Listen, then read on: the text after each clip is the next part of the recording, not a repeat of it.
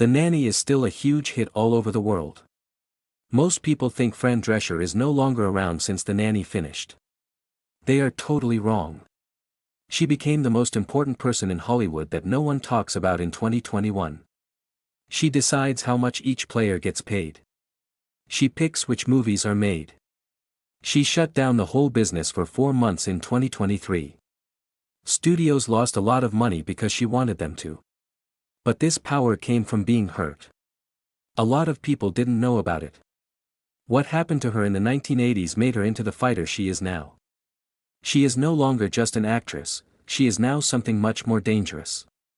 The full name of Fran Drescher was Francine Joy Drescher. She was born on September 30, 1957, in Flushing, Queens. They lived in a small house with her when she was young. Sylvia and Morty had steady, easy jobs. Morty was an analyst for military systems, and Sylvia helped brides pick out dresses. Even though they didn't have much money, their house was always full of family stories, long talks, and loud laughing. The holidays and everyday life they lived were shaped by their Romanian and Polish backgrounds. As a child, Fran grew up hearing her family tease each other over the dinner table and turn everyday events into loud memories. Queens added more color to her life. Tongues, countries, and people who spoke and moved very quickly filled the room. All of this made her who she is today. When she was young, you could hear her strong, high queen voice.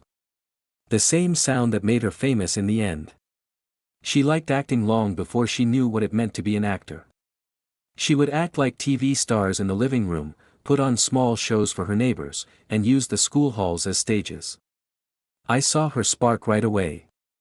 She was funny, brave, and sure of herself that she could quiet down a really noisy classroom just by being herself. She often got her friends together for lunch and made up scenes on the spot. Scenes that people remembered for a long time.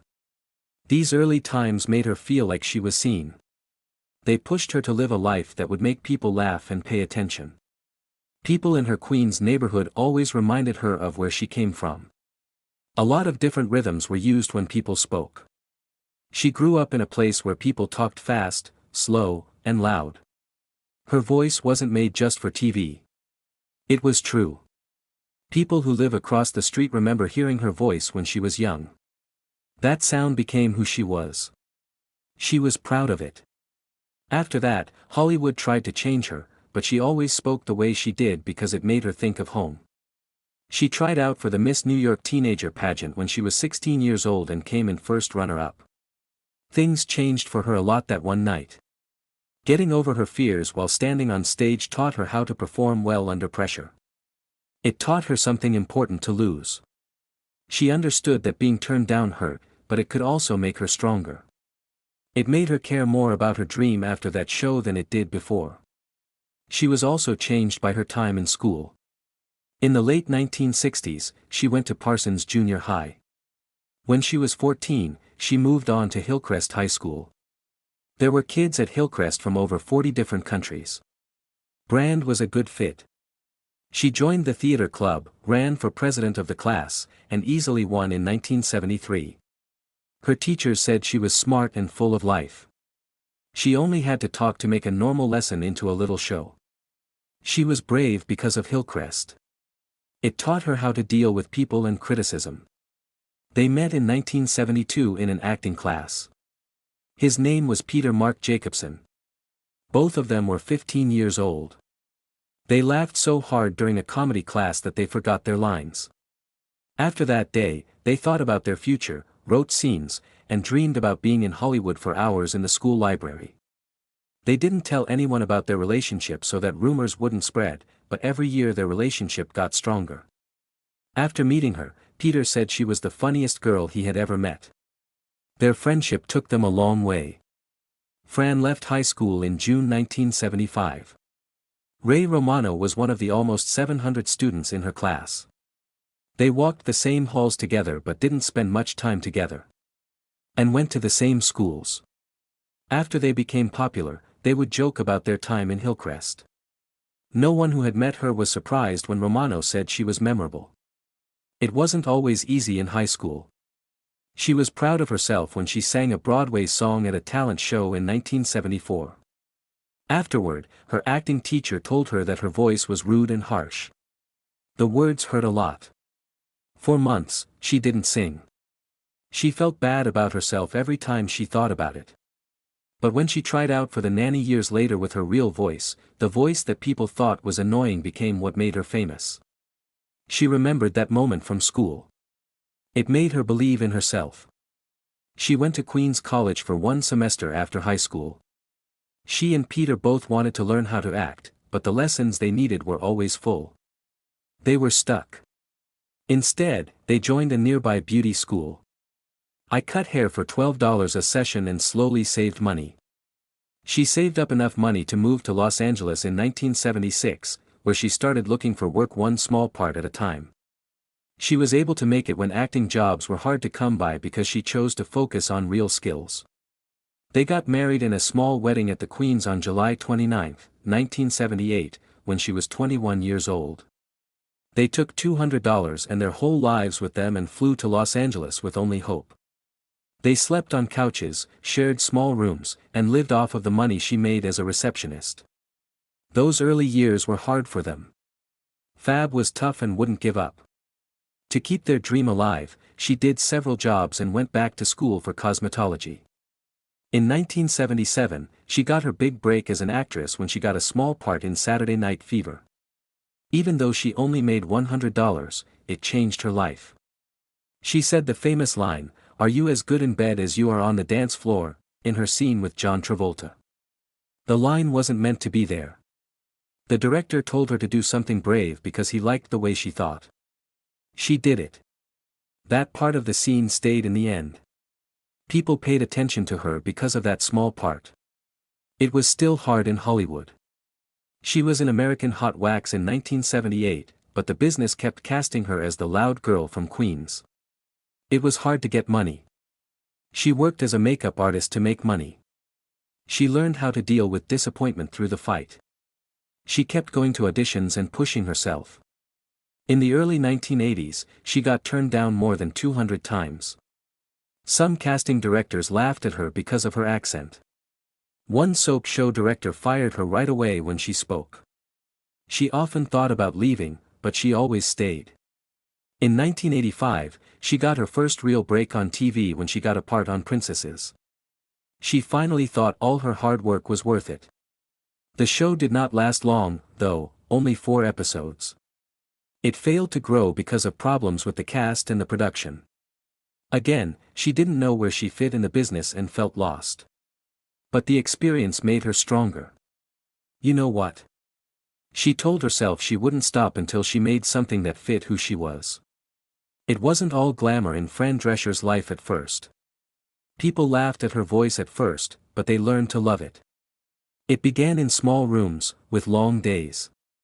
In 1984, she played a screaming fan in the movie This Is Spinal Tap. Her imagined high pitch stole the show, and Rob Reiner praised her right away.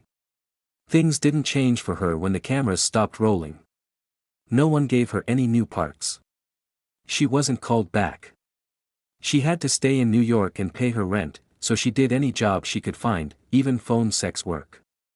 Most days were a blur of auditions that didn't go anywhere, and nights were stressful because I couldn't seem to get anything done, not even food. She later said that it made her tough. But it felt more like being stuck in a long hallway with no way out at the time. Some of the shows she did voice work for were Captain Planet and the Planeteers by the early 1990s. She gave every line of her writing a real voice and made the characters funny and smart. But she still felt like she wasn't there. She told her husband, Peter Mark Jacobson, that executives thought she was funny because she spoke like a queen. And the way she looks. It hurt her a lot to see someone less talented get hired or promoted. She had work to do but wasn't moving. Being yelled at in a room where no one turned around was like that. She and Peter began pitching show ideas in 1990. The pitches were based on her real life and were full of Queen-style energy and Jewish wit. But bosses kept telling her she was too black or brown. Their English was too strong, they said. And the style is too niche for people in the United States. It was rude and sexist to say those things, especially since TV was meant to be growing at the time. That being turned down stuck with her, and years later, it gave her the strength to fight in SAG-AFTRA. She didn't want anyone else to be left out because they didn't fit a certain mold. She had guest roles on Full House and ALF in 1991. She played Dolly on Full House. Dolly was a stylish friend who told quick jokes and had a natural charm. ALF was where she first showed the warm energy that would come to define her. But they only got a few $100s per show. It barely paid her Los Angeles rent for her small apartment. After making kids laugh on screen, she went home and worried about money and what she would do next month. The roles made her feel good about herself, but they didn't really help her get anywhere. There was then a strange event on a flight in 1991.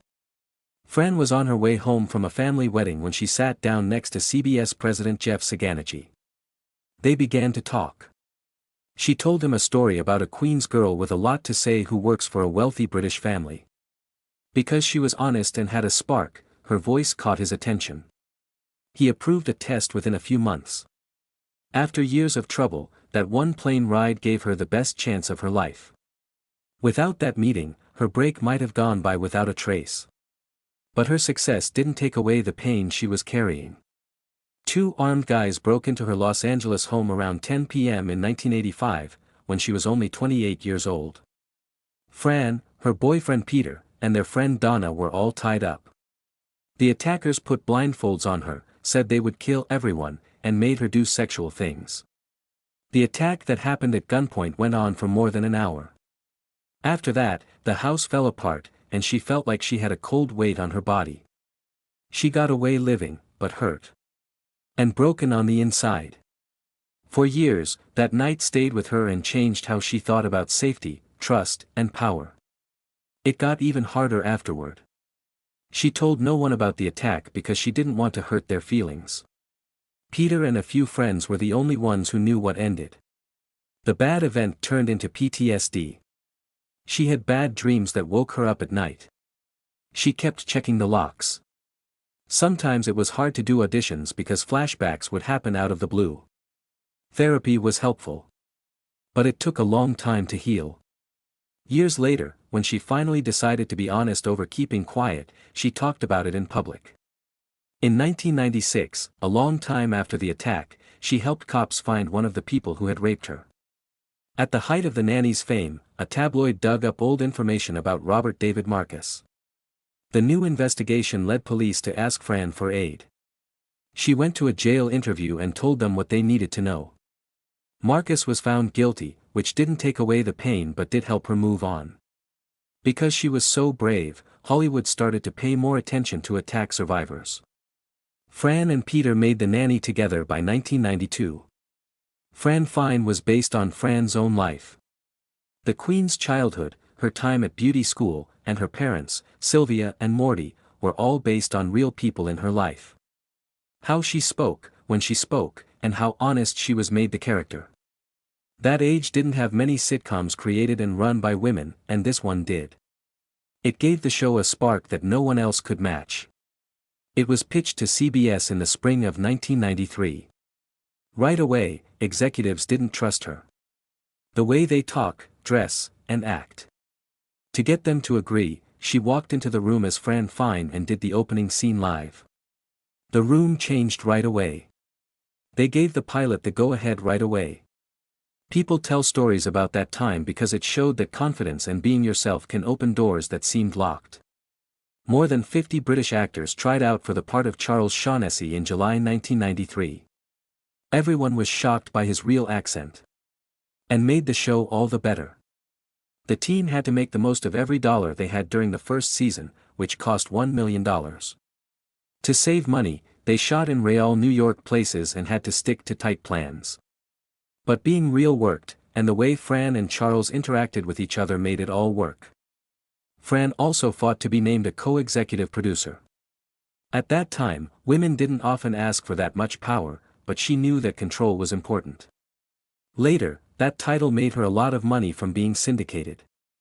It also helped her feel in charge when she had a lot of mental scars from the past. It paved the way for many other artists who wanted to have a creative and financial say in their own work. 15 million people watched the pilot on November 3, 1993. Her made-up, "oh my god," quickly became a popular saying. But things were getting worse behind the scenes. She and Peter always fought over plots.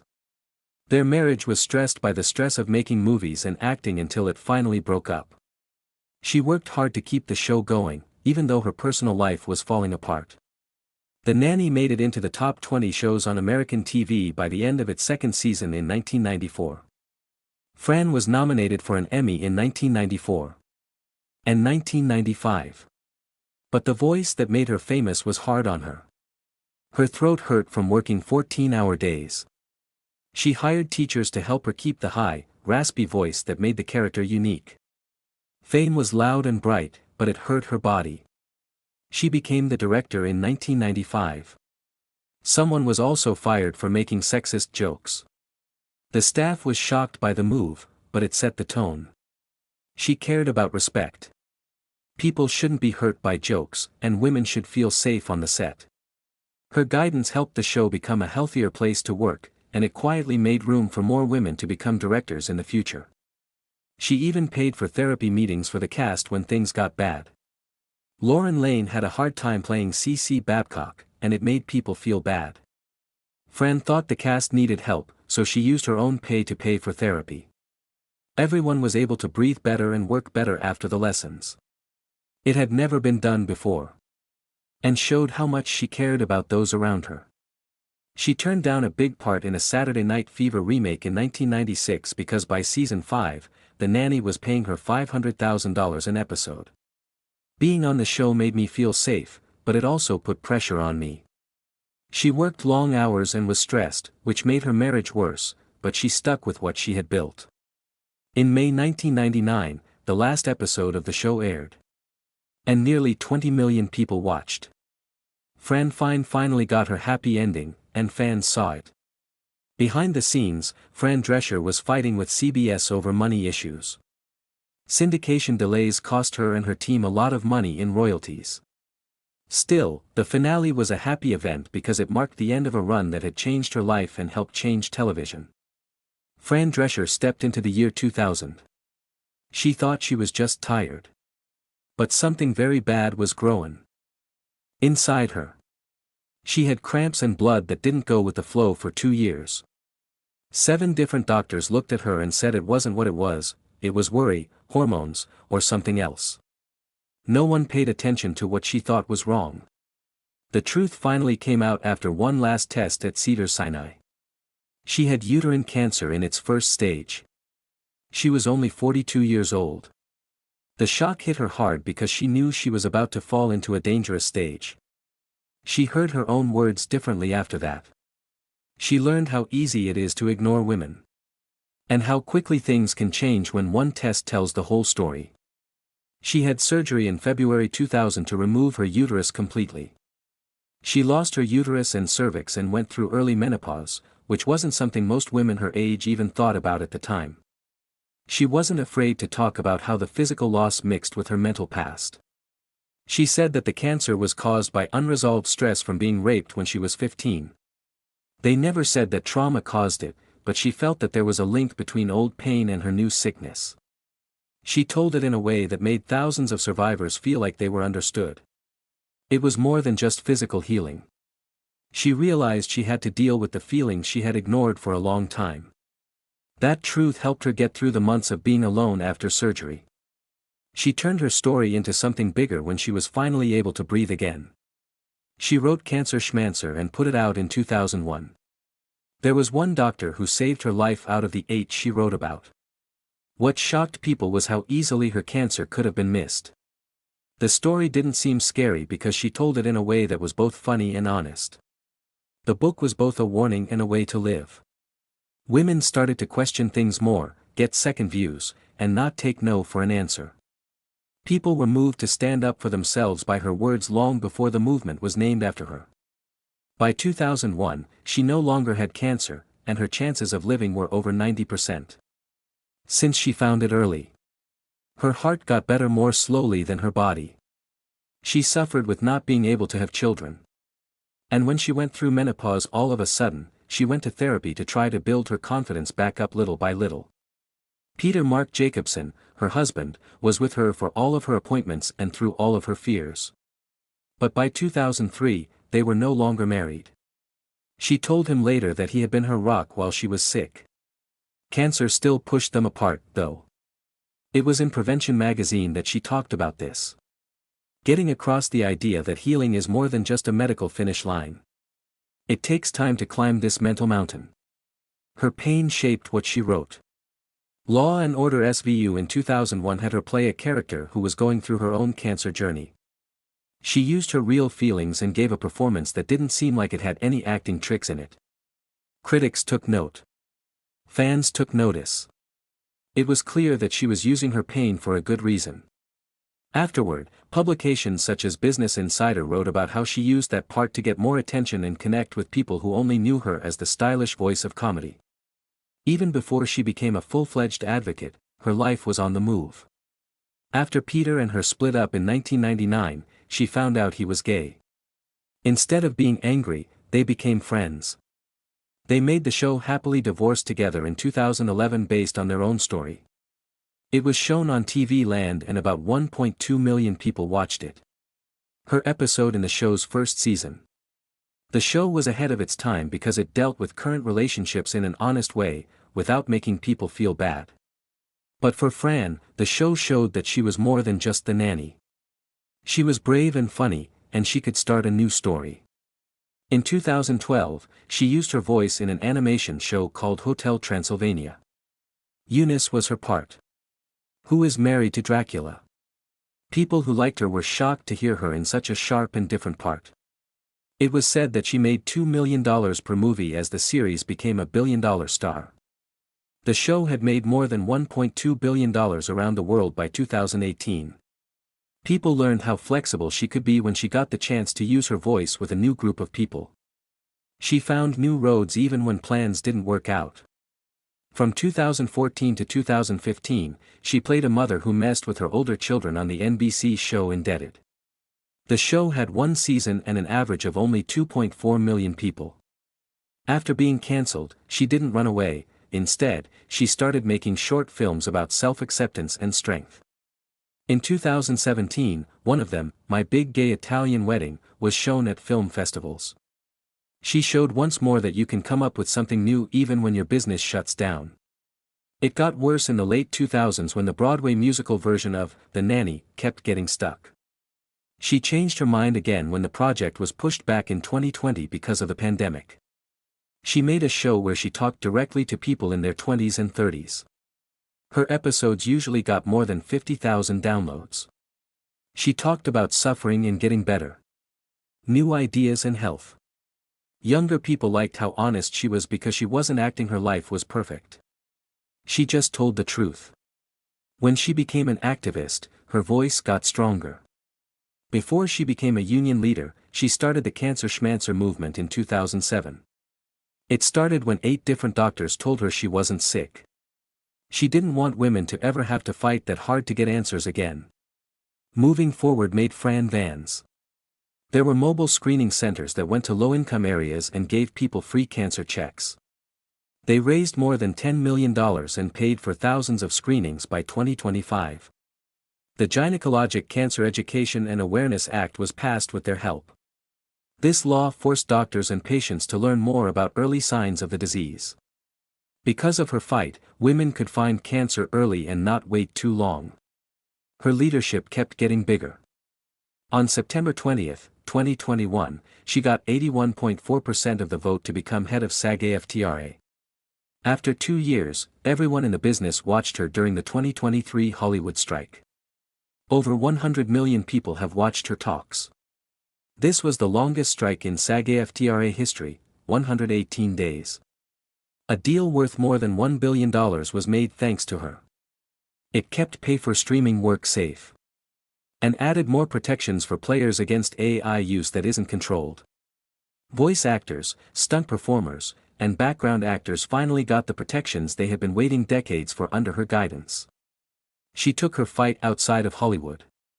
In 2019, she went before Congress and told them about the 8 wrong diagnoses she had. She said that the chance of getting gynecological cancers is the same for 1 in 5 women. Because of what she said, Congress passed the Gynecologic Cancer Education and Awareness Act without a single vote against it. That law gave the government more money to spend on education projects in rural and underserved areas. Lawmakers paid attention to the gaps that kill women because of her words. Even with all the noise, she stayed in touch with Peter Mark Jacobson. They got split in 1999, but they got back together with someone better afterward. Now, they help young players learn how to act and work together on pitches for a new version of Nanny, have shown that two people can get over a broken heart and still be loyal and creative together. She has said many times that Peter shaped her advocacy and helped her think of safe sets for players that take trauma into account. Her impact goes far beyond the TV studios. She was made an envoy for women's health by the U.S. State Department in 2008. By 2025, she had been to many countries in Europe and other places to talk to leaders and health groups about early diagnosis and patient rights. Many people were moved to fight for better care by her speeches, books, and conversations. She proved that a famous person can use their fame to do more than just play fun games.